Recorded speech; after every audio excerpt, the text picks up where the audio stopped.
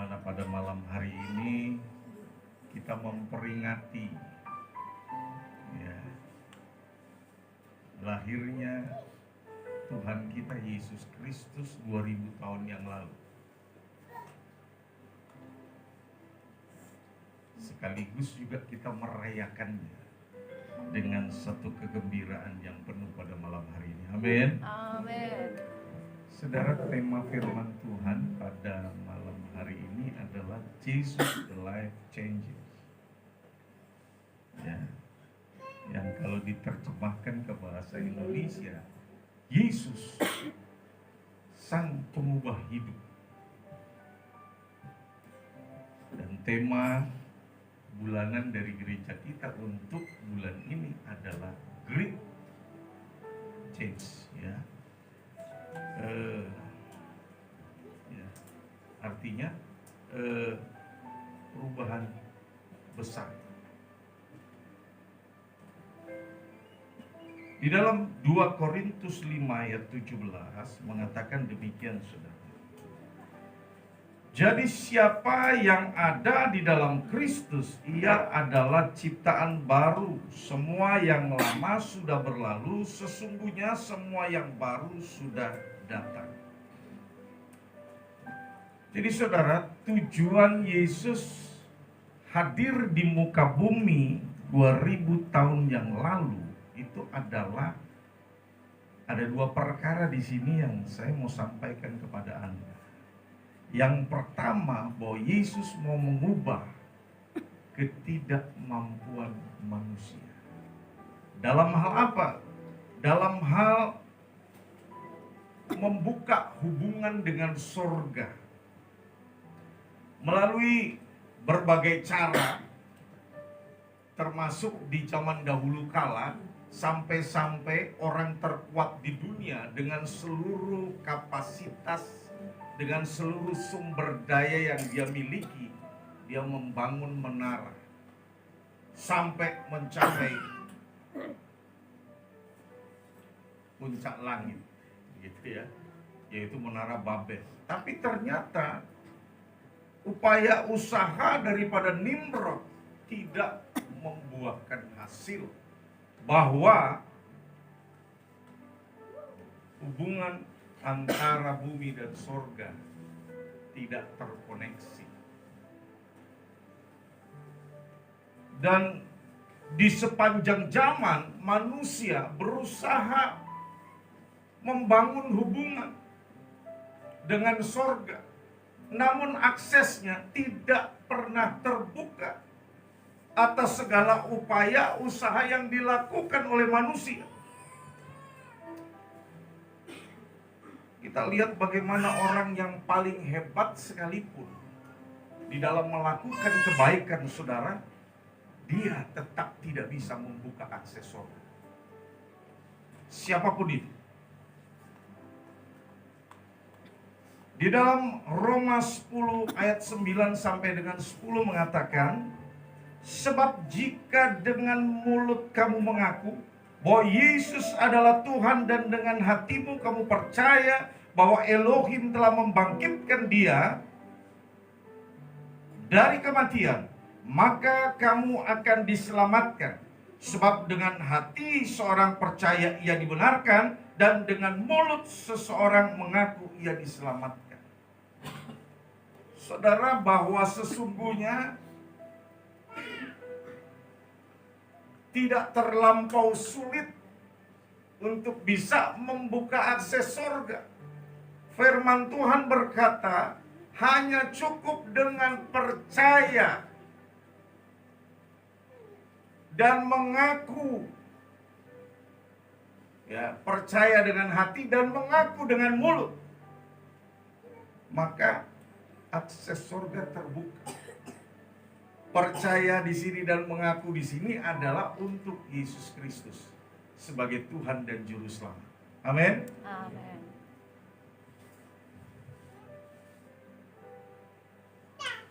Dan kalau kita perhatikan, saudara, bahkan tidak ada seorang pun tokoh besar di muka bumi ini yang berani dan mampu memberi jaminan akses sorga terbuka. Enggak ada. Jadi hanya Yesus saja yang berani dan mampu membuka akses surga. Pertanyaannya kenapa? Karena Yesus adalah pemilik surga. Berarti dia berani memberi jaminan. Dia berani memberi kepastian. Sebagai pemilik surga. Ketika saya mengundang Anda untuk datang ke dalam rumahku, untuk menikmati apa yang ada di dalam rumah. Karena rumah itu adalah milik, maka aku akan berani menjamin bahwa Anda akan dapat bebas untuk memakan segala sesuatu yang disediakan. Karena aku adalah pemilik. Tetapi kalau tetangga, nggak mungkin dia berani memberi jaminan ketika dia mengundang untuk hadir di rumah. Nah, Yesus berani menjamin akses surga menjadi bagian kita untuk tinggal di dalamnya karena dia adalah pemilik dari surga. Jadi ada kepastian di sini. Yohanes 14 ayat yang ke-6 berkata, Yesus berkata kepadanya, Akulah jalan dan kebenaran dan hidup. Tidak ada seorang pun yang datang kepada Bapa kalau tidak melalui aku. Amin. Yesus menjamin orang dapat mencapai Bapa kalau lewat dia. Tapi coba perhatikan betul-betul bunyi daripada ayat ini. Kata per kata. Ternyata ada yang terlewati selama ini oleh orang-orang Kristen mungkin, saudara. Bahwa sebenarnya ada tujuan yang Tuhan buat, bukan hanya sekedar membawa orang datang kepada sorga, tetapi memperkenalkan. Perhatikan baik-baik, bukan hanya melalui Yesus orang bisa ke sorga, tapi di situ ada tugas, ada misi yang Yesus emban, saudara, yaitu membawa manusia datang kepada Bapa. Nah, bagaimana mungkin manusia bisa datang kepada Bapa kalau Bapaknya saja ditolak?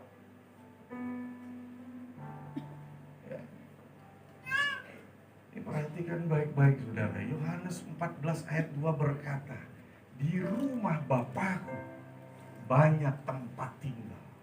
Perhatikan baik di sini bahwa Yesus tidak berkata di rumahku, sorga itu. Tetapi dikatakan itu rumah Bapakku. Di rumah Bapakku banyak tempat tinggal. Yesus yang mengatakan demikian, dan dia mau supaya setiap kita berada di sana, supaya tempat di mana dia berada, di situ kita berada. Amin. Dia merilis jalannya, dia mendahulukan kita untuk mempersiapkan segala sesuatu. Dan passwordnya adalah percaya kepada dia. Tapi tidak cukup, saudara. Anda juga mesti percaya kepada Bapa yang mengutus dia. Karena Bapak yang punya rumah di surga. Oke. Nah, jadi tujuan Yesus datang ke muka bumi, yang pertama merubah ketidakmampuan manusia untuk membuka akses ke surga. Sehingga tanpa usaha, tanpa upaya, dia menyelesaikannya itu semua bagi kita. Sehingga akses ke surga terbuka tanpa harus kita yang berkorban, tetapi melalui korbannya akses surga terbuka. Amin. Yang kedua, yaitu merubah perilaku manusia dari jahat ke baik. Keadaan manusia secara natural itu jahat. Sejak manusia makan buah pengetahuan yang baik dan yang jahat. Sejak pada saat itu pula manusia, firman Tuhan berkata di dalam Kejadian 6 ayat yang kelima, saudara, pikirannya hanya memikirkan perkara-perkara yang jahat, maka kejahatan demi kejahatan terjadi di muka bumi di sepanjang zaman, dan bahkan semakin jahat semakin hari keadaan manusia.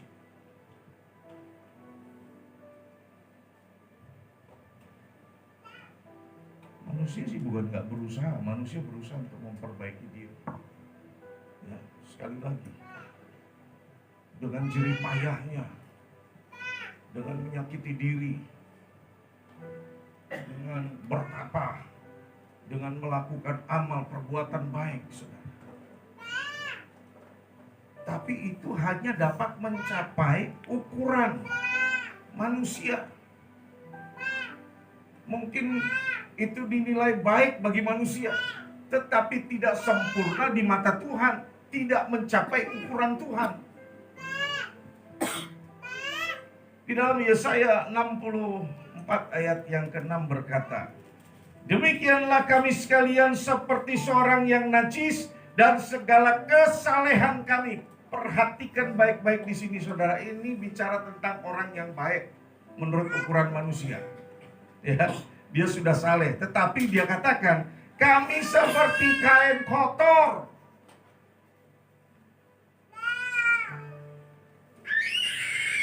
Kalau terjemahan aslinya, saudara, itu kain yang seringkali dipakai untuk ngelap kotoran yang ada di atas meja. Kalau orang Jawa bilang itu kain gombal, saudara. Ya, itu kayak begitu, saudara. Kesalehan, kebenaran manusia. Kalau Anda tahu, kain yang seringkali dipakai sehabis cuci tangan, terus untuk mengelap meja, itu dicuci sebersih apapun, dia tetap berbau. Seperti itulah upaya usaha yang dilakukan manusia. Nggak pernah jadi sempurna. Mungkin saja mencapai ukuran manusia, tetapi tidak dapat mencapai ukuran Tuhan.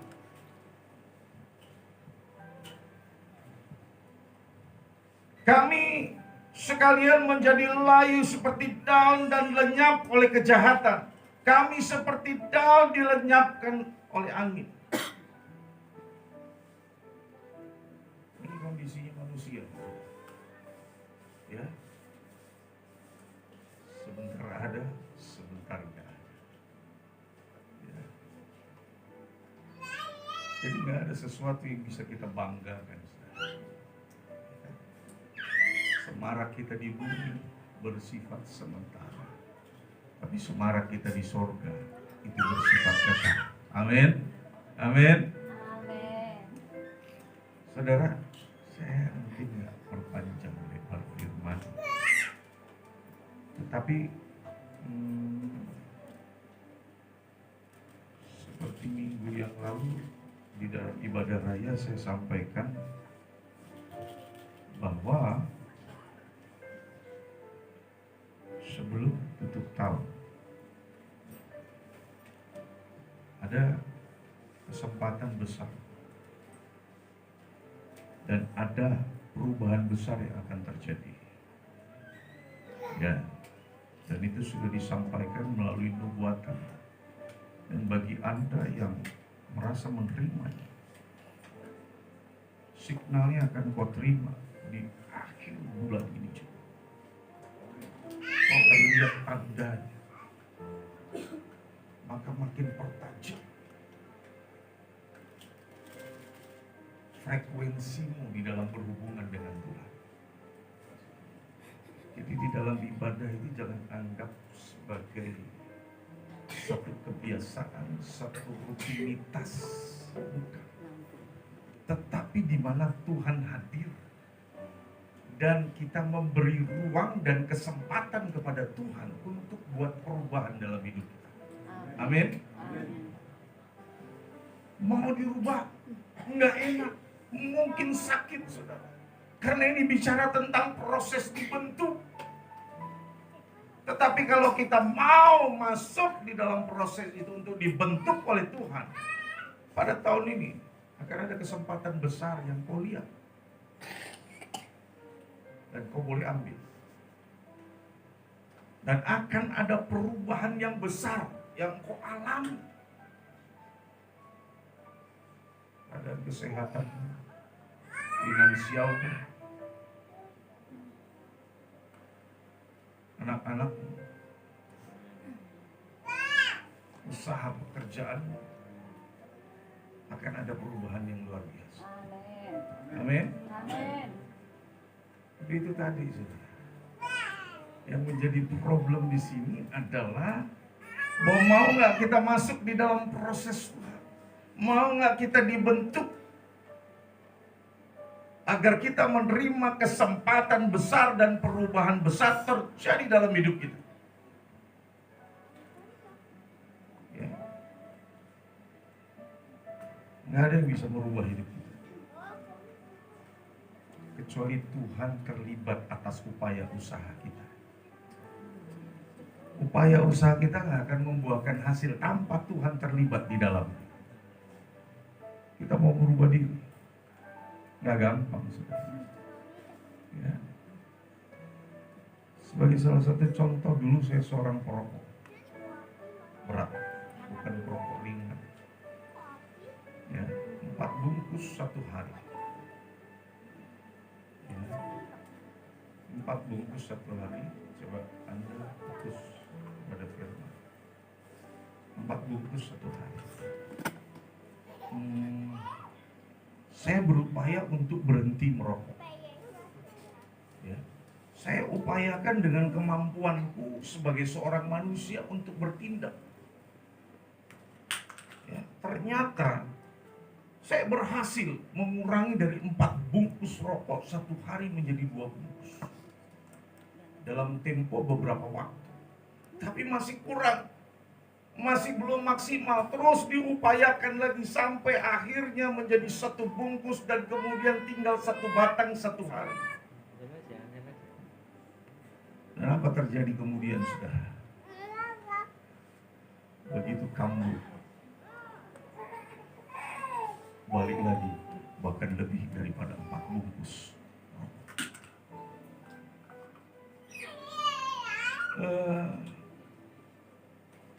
Walaupun saya tidak mensejajarkan antara pertobatan dengan kebiasaan kita merokok, antara pengampunan dari Tuhan, perkenanan dari Tuhan dan dengan sebatang rokok, enggak, saudara. Karena korban Kristus nggak bisa dibandingkan dengan sebatang rokok. Tetapi itu mengurangi nilai, mengurangi kadar proses yang Tuhan sudah kerjakan di dalam kita. Tadinya kita dapat urapan penuh, jadi setengah. Tadinya kita diberi petunjuk sama Tuhan, gampang menerima petunjuk dari Tuhan untuk langkah-langkah kita, jadi kita nggak paham, kita nggak ngerti. Karena perkara yang sepele, ya. Saya tahu saudara ada yang jatuh bangun dalam hal rokok sebelum tutup tahun tobat. Amin.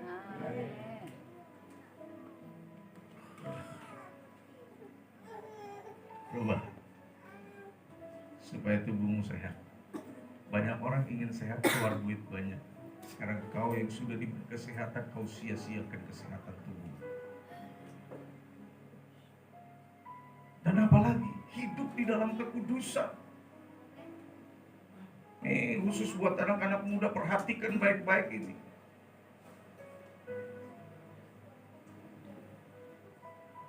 Apalagi yang masih pacaran, saudara, belum tentu jadi, percaya. Ya, saya kasih tahu belum tentu jadi. Makanya jangan sembarangan. Ya, harus hargai. Jangan sembarangan. Pegang sana, pegang sini. Jadi nggak kudus. Akibatnya apa? Karya Tuhan nggak sempurna, dikerjakan di dalam. Tapi itu terjadi dari diri kita sendiri, bukan dari Tuhan. Dan masih banyak lagi lainnya. setia kepada pasangan hidupmu, pada suamimu, pada istrimu. Kalau kecenderungan manusia itu memang firman Tuhan udah bilang, dia hanya mikirin kejahatan tiap hari pikirannya. Maka firman Tuhan juga bilang, biarlah engkau merenungkan firman Tuhan siang dan malam. Kalau kita merenungkan firman Tuhan siang dan malam, maka tidak ada kesempatan untuk kita berpikir jahat. Amin. Berpikir jelek, berpikir cabul. Enggak. Karena yang kita pikirin hanya firman, hanya kebaikan Tuhan. Maka refleksinya adalah kita jadi pelaku firman. Dan otomatis Tuhan disenangkan. Kesempatan besar dan perubahan besar terjadi ketika kita mau diproses sama Tuhan. Biarlah kiranya apa yang Anda dengar pada malam hari ini boleh memperlengkapi hidup untuk terus maju ke depan. Di dalam hari-hari yang semakin sulit, tapi engkau berkemenangan karena Tuhan ada beserta. Amin.